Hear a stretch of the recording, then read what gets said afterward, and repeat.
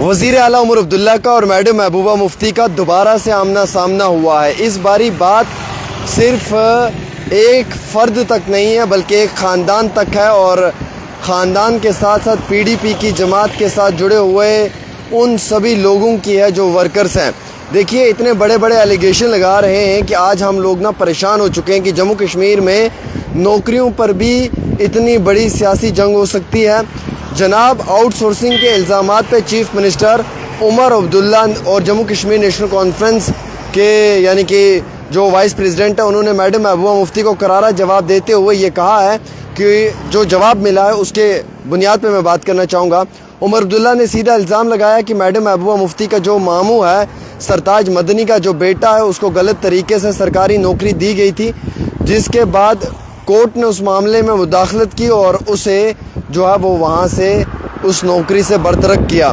P D P اور B J پی سرکار کے دوران بنا میرٹ کے 3000 سے زیادہ پولیٹیکل ورکروں کو بینک میں نوکری بانٹی گئی ہے، جس کی جانچ ابھی بھی اے سی بی کر رہی ہے۔ 2018 کا سچ منسٹر سکینہ ایتو نے صاف کیا کہ آؤٹ سورسنگ پر آج پی ڈی پی ہنگامہ کر رہی ہے۔ اس کی شروعات خود انہوں نے 2018 کے سرکولر سے کی تھی، یعنی کہ 2018 میں پہلی بار پی ڈی پی نے اس کی شروعات کی ہے، اور پی ڈی پی نے ہی جو ہے اس سمے آؤٹ سورسنگ پر نوکریاں دینا شروع کی ہے۔ ایک طرف پی ڈی پی اسے سیاسی دشمنی بتاتی ہے تو دوسری طرف رولنگ پارٹی نے پچھلے 10 سال کے سارے سکیمز کی جانچ کا چیلنج دے دیا ہے۔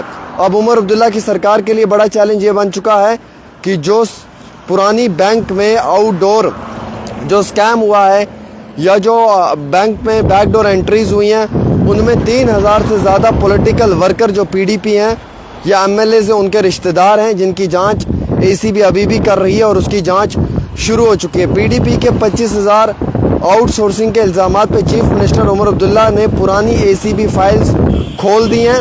سرتاج مدنی کے خاندان پر بیک ڈور انٹری کا الزام لگایا گیا ہے۔ 3000 سے زیادہ جموں کشمیر بینک میں سفارشی طور کے اوپر ملازموں کی بھرتیاں کروائی گئی ہیں جو پی ڈی پی اور بی جے پی کے قریبی بتائے جا رہے تھے۔ پہلے اپنے گریبان میں جھانک کر دیکھیں، عمر عبداللہ نے میڈم محبوبہ مفتی کا خاندان اور ان کے دوران جموں کشمیر بینک سکیم پر بڑا خلاصہ کیا ہے۔ کورٹ سے رد ہوئی سفارش نوکریوں سے لے کر 2018 کے آؤٹ سورسنگ سرکولر تک ساری حقیقت سامنے لانے کی کوشش کی ہے۔ میرے عزیز دوستو، حالیہ ہی جموں کشمیر کی جو ہیلتھ منسٹر ہے میڈم سکینہ ایتو جی، ان کی جانب سے ایک پریس کانفرنس کی گئی۔ جموں کشمیر کی منسٹر سکینہ ایتو نے ایس کے آئی سی سی میں ایک پریس کانفرنس کے دوران بیک ڈور اپوائنٹمنٹ کے الزامات کو پوری طرح خارج کر دیا ہے۔ انہوں نے صاف کیا کہ آؤٹ سورسنگ ایک ایڈمنسٹریٹو ارینجمنٹ ہے، کوئی پرماننٹ سرکاری نوکری نہیں ہے۔ انہوں نے اپوزیشن لیڈروں پر اس معاملے کو سیاسی رنگ دینے کا الزام لگایا ہے۔ آؤٹ سورسنگ کو پرماننٹ نوکری نہ آپ سمجھ سکتے ہیں اور نہ یہ پرماننٹ نوکری ہے، یہ صرف فوری ضرورتوں کو پورا کرنے کے لیے ایک عارضی نوکری ہے۔ یہ اپوائنٹمنٹس سینٹرل سپانسرڈ سکیمز کے تحت ہوتی ہیں، ان میں سمگرا شکشا ہے اور میشن جو وتی اسلح ICPS شامل ہے۔ یہ پوزیشن ریگولر ریکروٹمنٹ کے راستے نہیں ہوتی ہیں۔ سرکاری ویکینسیز کو اب بھی پبلک سروس کمیشن کے ذریعے ہی بھرا جاتا ہے۔ سکینہ ایتو نے پی ڈی پی کی صدر میڈم محبوبہ مفتی پہ الزام لگائے اور طنز کستے ہوئے انہوں نے کہا کہ آؤٹ سورسنگ کا فریم ورک 2018 کے ایک سرکولر کے تحت شروع ہوا تھا جو پچھلی حکومتوں کے دوران لایا گیا تھا، نہ کہ موجودہ نیشنل کانفرنس نے آؤٹ سورسنگ کا یہ سسٹم یہ سرکولر لایا ہے، بلکہ یہ میڈم محبوبہ مفتی نے لایا ہے اور 2018 میں پی ڈی پی پہ نشانہ بنایا ہے۔ سکینہ ایتو نے اپوزیشن کو چیلنج کیا ہے کہ ایک ریکروٹمنٹ بھی آپ ایسی بتا دیں جو ہم نے پچھلے 10 سال میں غلط طریقے سے کی ہے۔ اگر ایک بھی ہے تو اس کی جانچ پڑتال ہونی چاہیے، اور جانچ پڑتال آج کی نہیں بلکہ ماضی کے 10 سالوں سے ہونی چاہیے۔ سکینہ ایتو نے بتایا کہ انہوں نے یونین منسٹر سے آؤٹ سورسنگ کو کم کرنے کی گزارش کی ہے۔ حالانکہ بیک ڈور انٹریز کے اوپر جموں کشمیر نیشنل کانفرنس کے وائس پریزیڈنٹ اور چیف منسٹر عمر عبداللہ نے بھی بڑا سوالیہ نشان کھڑا کیا ہے، اور انہوں نے ہارڈ اینڈ رول کے تحت یہ کہا ہے کہ یہ جو بھی گھوٹالہ یہاں پہ ہوا ہے یہ میڈم محبوبہ مفتی کے ٹینور میں ہوا ہے۔ اب آپ دیکھیے عمر ورسز محبوبہ، اب ان دونوں کے بیچ میں بیک ڈور جابز یا سیاسی دشمنی۔ اے سی بی نے کھولی پرانی فائلز، جموں کشمیر میں شروع ہوا اپوائنٹمنٹس پر سیاسی دنگل۔ जम्मू कश्मीर जॉब्स एग्ज़ाम वार ACB इंक्वायरी ने एक्सपोज किया है। उमर वर्सेस महबूबा, और जितना कुछ हुआ है ये बहुत ही ज़्यादा है। पिछली PDP की सरकार के दौरान जम्मू कश्मीर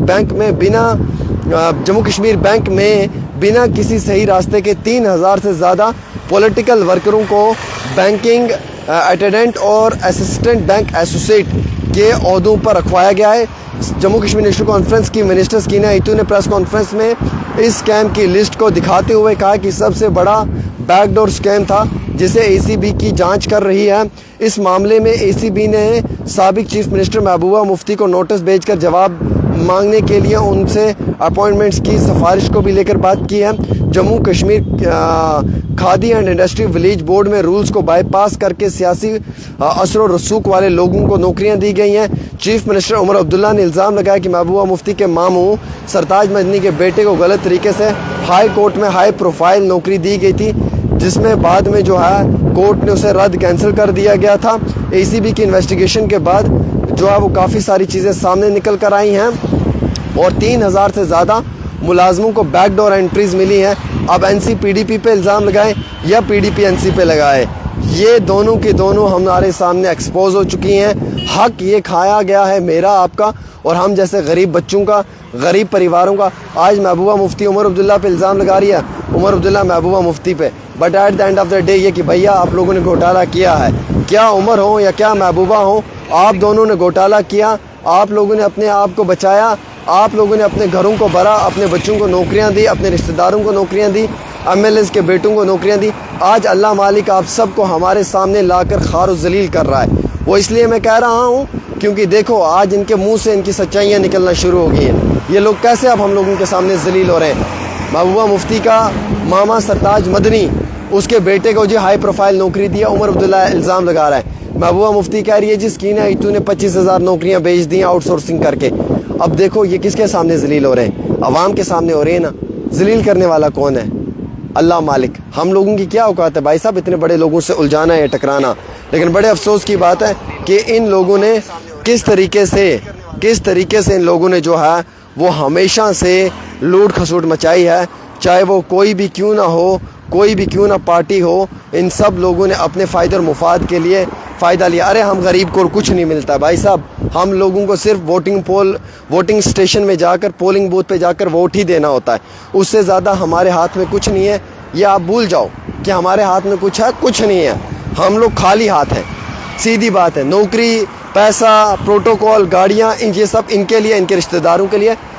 आप हम जैसे गरीब लोग सिर्फ स्ट्रगल कर कर अपना रोज़गार कमा सकते हैं, उससे ज़्यादा कुछ नहीं है। अफसोस की बात है कि अगर सकीना इतू जी एलिगेशन लगा रही है, अगर कल सकीना इतू ने लाकर वो फाइल दिखाई और बताया कि इसकी जांच करो, इसमें कितने MLAs के रिश्तेदार हैं, और अगर ये बात सच है तो कितनी बड़ी बदनसीबी है, कितना बड़ा मजाक हमारे साथ उड़ाया है। क्या फ़ायदा PhD करने का। मैं आज नौजवानों को बोलूँगा छोड़ दो पढ़ाइयाँ अपनी, मत करो PhD, मत करो मास्टर्स। अगर लास्ट में ऐसे ही स्कैम होना है, MLAs और मिनिस्टरों के बेटों को और उनके रिश्तेदारों को नौकरियाँ मिलनी है, तो आप लोग PhD क्यों कर रहे हो भाई साहब। आप लोग आज से ही अपने कंधे पे बेलचा उठा लो, गैंती ले लो और निकल जाओ कहीं पे रेत निकालने के लिए, किसी ट्रैक्टर में बाजरी भरने के लिए। और करोगे भी क्या? PhD क्वालिफाई होने के बाद भी अगर किसी थर्ड क्लास अनडिज़र्विंग कैंडिडेट को नौकरी मिल रही है पैसे सिफारिश की बुनियाद पे, तो आप लोगों की डिग्री किस काम की है? अफसोस है ना, इसी चीज़ का तो हमें अफसोस है। बहरहाल मैं उम्मीद रखता हूँ कि हुकूमत हमारी इन बातों पर गौर करेगी और जो अदल और इंसाफ है वो आम शहरियों तक पहुँचाने की कोशिश ज़रूर करेगी।